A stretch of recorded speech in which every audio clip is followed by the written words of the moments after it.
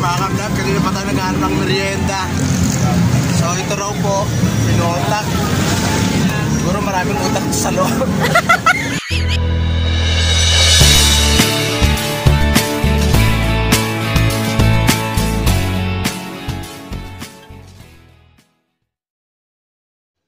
Ayan mga ka-vlog, welcome back to my channel. This is your Sir Pabs.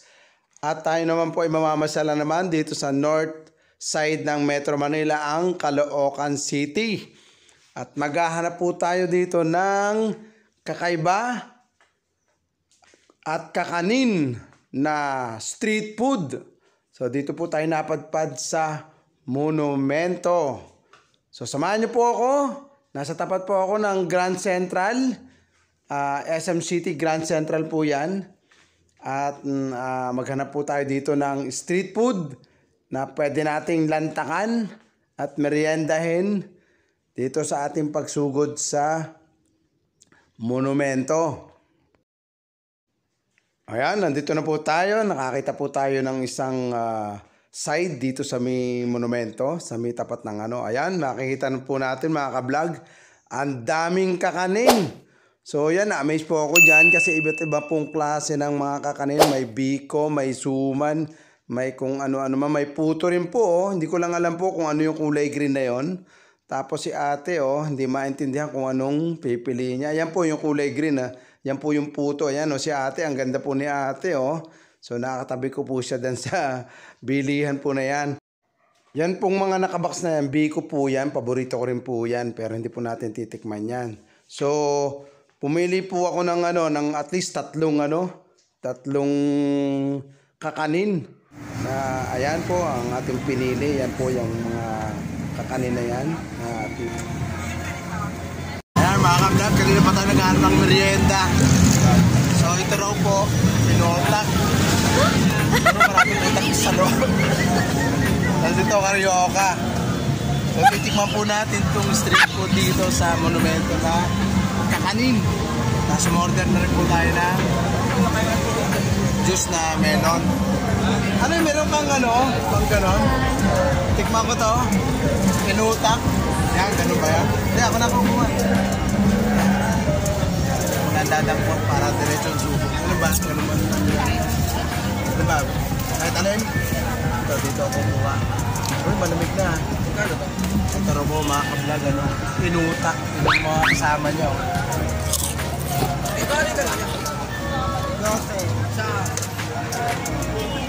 Ano po siya? Greasy and sweet. Sarap. Pero hinahanap ko yung utak. Kumipa naman sa loob. Mga ka-vlog, wala siyang palaman sa loob.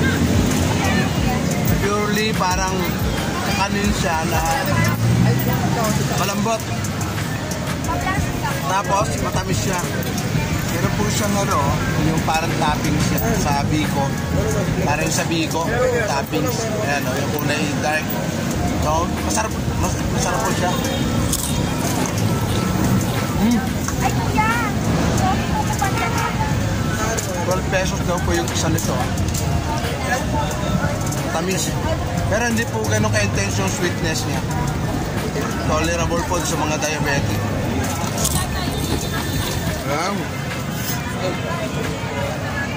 Sarap po yung inutak. Iba naman po natin yung Gucci. May palaman daw po siya sa... Wala ko kuya. May palaman daw siya sa loob na siya May palaman daw sa munggo. Take a bite po tayo meron nga po laman. Pero parang konti lang munggo niya. Kulit siya matamis.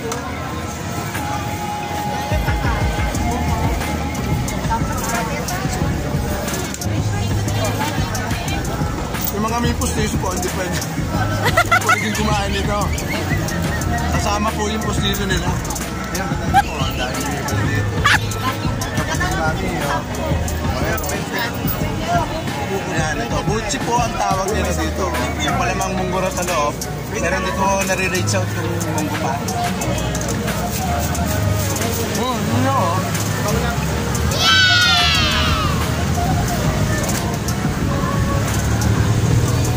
Medyo chewy po siya. Siguro, kalabit niya. Pag mainit to pala, malambot to talaga, no? Hindi siya masyadong makunat, no? Kuya, yung mga nag-ibenta. Pero, guaranteed po masarap. Talagang, mabubusog kayo pagka ito yung minirienda nyo.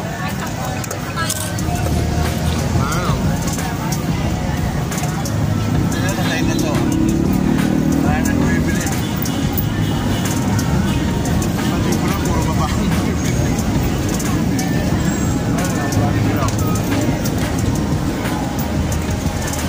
Tapos to, ang merienda talaga mabigat sa tiyan. So, pag nakarami po kayo, hindi kayo magugutom agad.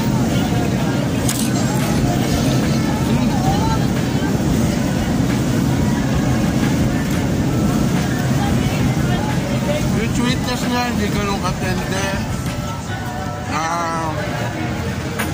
Hindi nakakasuya. Siyempre, isa-isa lang po yung kain nyo. Para hindi kayo masuya.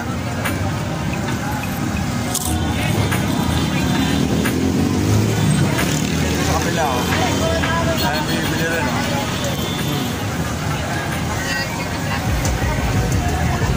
And look at the garbage. Puno na. Madami bibili.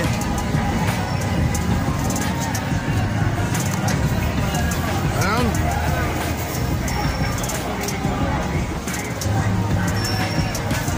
Muna tayo ng watermelon. Sarap ka. Pang merienda talaga.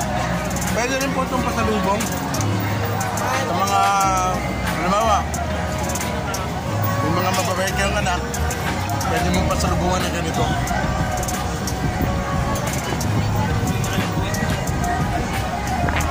Nakakamlag itong tindahan na to. Nasa tapat po siya ng if you remember, Ever Gotesco Monumento, ngayon po, SM City Grand Central na siya. So, I think, turnover na ng SM. So, ang SM talaga, pag kami mga nalulugi mga mall, sila ang sumasalo na. So, ang ganda po nun sa loob. Ito ang tindahan na to, ng mga kakalin. And, tic-tac-to po, nasa front. Tapos may pedestrian po sa tabi. So madali po yung malulukay itong pwede po kayo sa mga kakanin. So ang dami nila. Maray.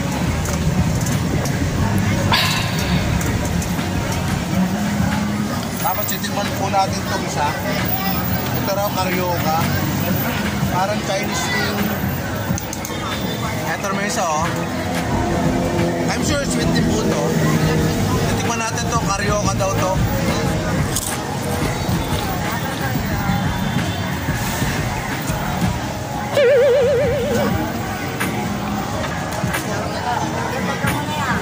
Masarap. Matintel po yung sweetness ito. Karyoka ito. Ayan, karyoka po yan. Naka-stick po siya. Ayan.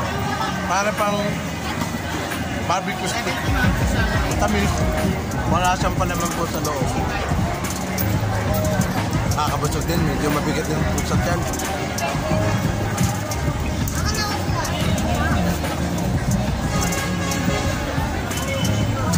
Chewy lang siya. Medyo matigas. Siguro lumamig na. Kaya ganun po. Kaya medyo matigas yung niya. Pagka yung niya, yung laman niya.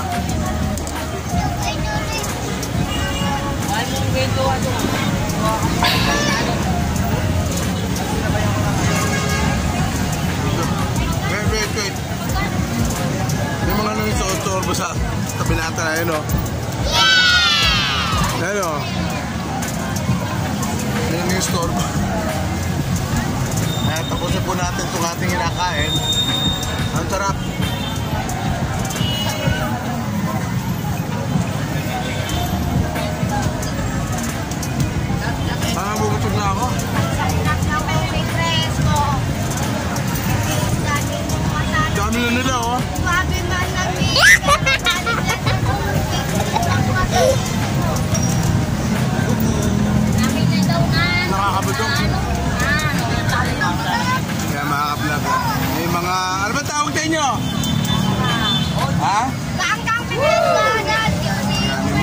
favorite na batang summer.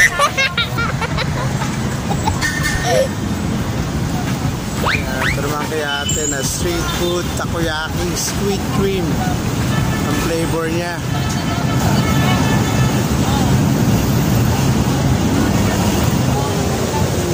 10 pesos each daw yan po mga ka-vlog. Ayan. Ito lang ano. Kikiam. Kwek-kwek. Kaya ano to? Meatball po. Meatballs? Ano po? So, meat po siya mga ka-vlog. Meatballs katabi ng ano, cake. Kwek-kwek. Ayan.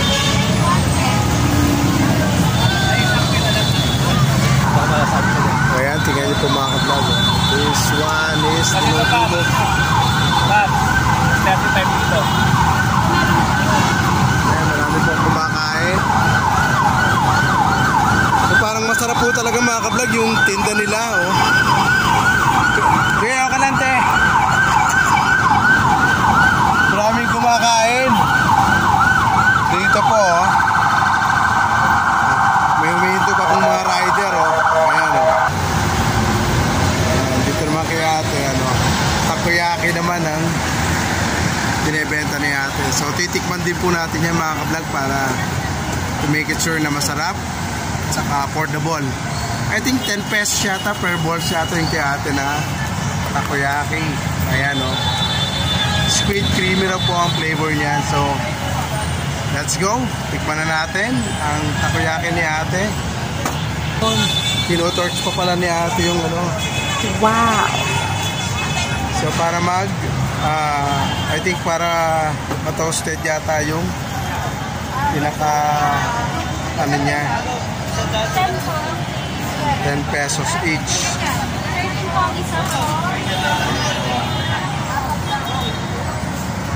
Ayan, napa-stop over po tayo dito sa tindahan ni ate. Street food din, takoyaki. So, sweet creamy raw ang flavor ng ating ayun, yung binibenta niya. So, tikman po natin yung talagang creamy and delicious yung kanyang takoyaki. So, first time ko po kakain ng takoyaki kasi never ko pong nasubukan to eh. Or, siguro, manggagabi na. So, tatry po natin kumain ng takoyaki. Ay mga ka-vlog, piniprepare ni ate ganda, ate sexy yung ating takoyaki para tikman at manong lasa. So, prepare din po natin later kung anong rate po siya pagka tikman na natin. Let's go. Yung parang mayonnaise, Japanese mayonnaise din po kasi I think yung takoyaki originated from Japan. So, ay Japanese mayonnaise na ginagamit. So, ayan, mga juice pang inilalagay si ate. Babaw, oh. Masarap talaga. So, I can't wait to taste the delicious takoyaki. Pero hintayin natin si ate kasi total pa. Medyo matagal lang pumakabal. So, titikman ko na. Ilang dumami yung bili. So, tatlo lang sa akin. Tatlo lang po yung titikman natin kasi ngayon lang po ako titikman. Hindi po natin alam kung alam nila. Pero siyempre kung masarap naman. Bahala na si ate. So, yun ang tatlo. Meron pang squeeze ang gano'n. Masarap yung barbecue, parang barbecue sauce. Tapos Japanese mayonnaise nilalagay. Ayan mga ka-vlog, oh. Ano yung bacon? Flakes. Look like bacon. Shredded bacon. Ang masarap, oh. Tingnan niyo mga ka-vlog. Yung po, ayan, yung 3 pieces po, yan po ang ating titikman. Dito lang ako sa Gedli, ate ha. Don't worry, I'm here. Mga-vlog, oh. Kasi sa dami po nang bumibili kay ate, biglang dumami. Eh, nandito po to sa Gedli. Ayan po ang ating kakainin. Titikman lang po natin. So, ayan, first bite muna tayo mga ka-vlog. First bite. Ayan, first bite muna tayo mga ka-vlog to. Ayan o, ayan, dito tayo maliwanag. Mukhang mainit pa. So, dami ng tao dito o. Mainit niya o. Ang sarap niya o. May mga parang shredded something at chuchucho dito o. Ayan o, makikita nyo. Ayan. O, tikman natin.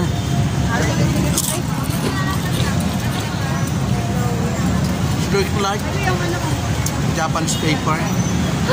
Pero para siyang bacon. It's like bacon. Medyo mainit pa po eh.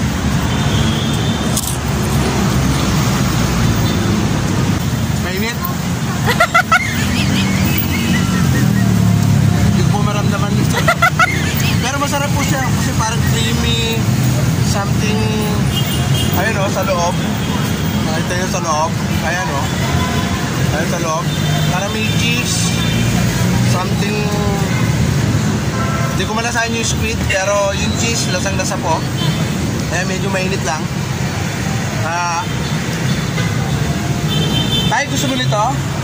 Makain ka ba nito? Ay, may katabi po ako si tatay, oh. Pinapanood niya po ako. Ayan, oh.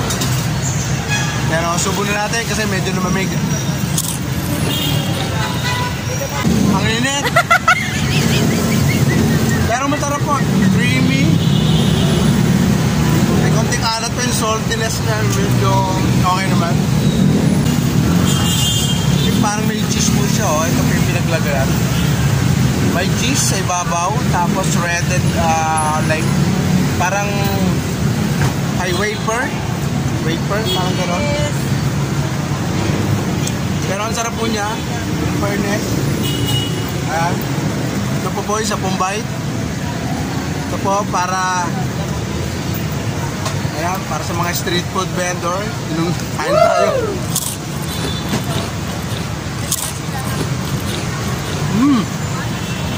Tingnan nyo po yung nasa loob.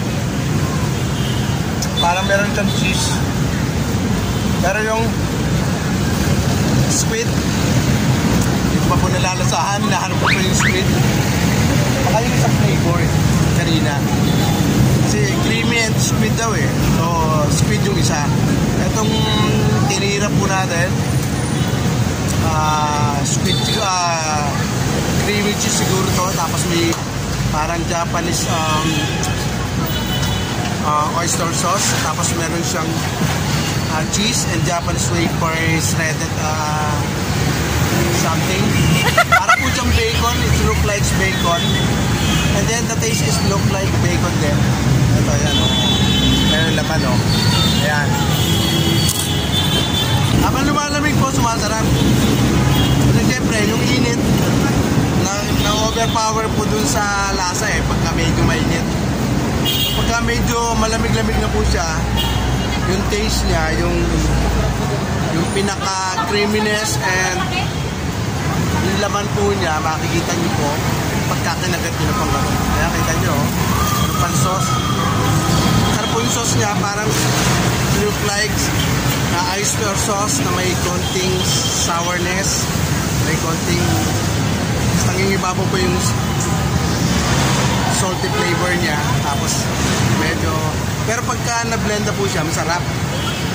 And then yung creamy ano niya na inilagay natin sa ibabaw, creamy on top, yung cheese and the sauce, yung parang oyster sauce, ang sarap. Nag-blend po dun sa pinaka ano niya, takoya. Yung iba po nakikita ko, parang shredded na mga vegetables and lalagay sa yung feeling niya. So yun po yung nakikita ko. Kung ito yung ating iba, ibang flavor, may sweet at creamy. Ito, last bite na natin. Mukhang lumamig na, so pwede ko na isubo. Pagka malamig ka, ayun, nalasahan ko na rin po yung squid.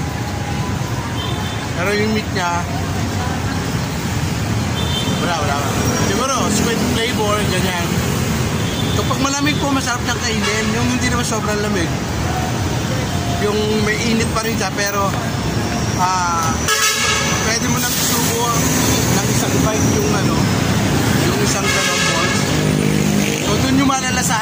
lasa ng takoyaki. So whatever the flavor is, malalasahan nyo po siya pagka medyo malamig na. So pagka mainit pa, medyo nangingibaba yung init kaya hindi nyo malasahan. So mga ka-vlog dyan, yate nagbibenta dito. Dito pa rin tayo sa monumento.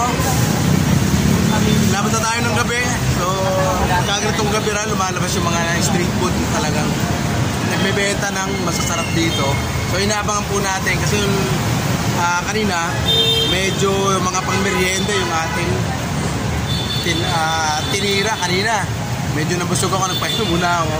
And then this time I think 6 o'clock na o 5, more than 5. Ayan si ate at nabutang ko dito. And then the other side kasi yun yung mga street food doon, very familiar na sa atin. And then ang dami na nating nakain ganun no previous vlog natin. So mga ganon. Pero itong si ate pa, so this is my first time, not in the vlog but yung taste ng ano natin, first time ko pong kumain ng takoyaki. So ngayon, bayad na tayo. Daldal ka na daldal, Sir Pops. Bayad ko muna. Sige, later part, iba naman pong street food. Titira ulit tayo. Ibang klase naman. Titingin-tingin po tayo sa mga gedli-gedli dito. Baka meron po tayong matitisyon sa mga street food na palong-palo ang lasa. And then the price is palong-palo rin. So what's out? Yate Des. Maganda na, masarap pa magluto ng takoyaki. Ayan o. Kayo mga ano? Mga, ano ba tawag ko sa inyo? Mga estudyante na lang o. Ayan. What? Hinihintay nyo? Hinihintay kayo? Ayan. Oh, diskrito. Oh, saan ba kayo? MCU? Fatima? Olop? Valenzuela. Oo. Ayan, taga-Valenzuela, mga nursing student. Oh, ate, ano ang pangalan mo? Oh, ikaw muna. Ano pangalan? Si? Ivan? Ha? Mabel, and then John? John. Kuya John. Pagka-Ivan. Lahat Mabel. Hello sa inyo ha. Shoutout sa inyo. Yan. So, iwanan ko na kayo ha. Ibenta nyo. Binibili nyo. Okay, bye-bye. Ayan, sinahat. Ayan, kumain po tayo. Ayan, natikman natin. Ang sarap po ng takoyaki. Kaso nga lang, mainit.